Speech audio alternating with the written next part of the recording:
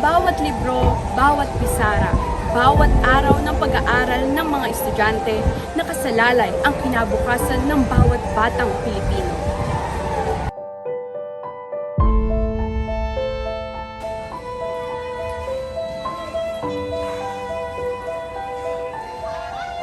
Sa kabila ng mga hamon, isang bagong pag-asa ang sumisibol.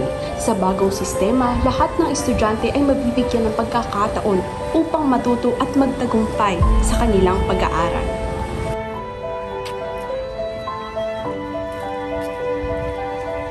Upang matugunan ang mga problema sa sektor ng edukasyon, partikular na ang learning gap, inaprubahan ni Pangulong Ferdinand R. Marcos Jr. ang pagbuo ng Cabinet Cluster for Education.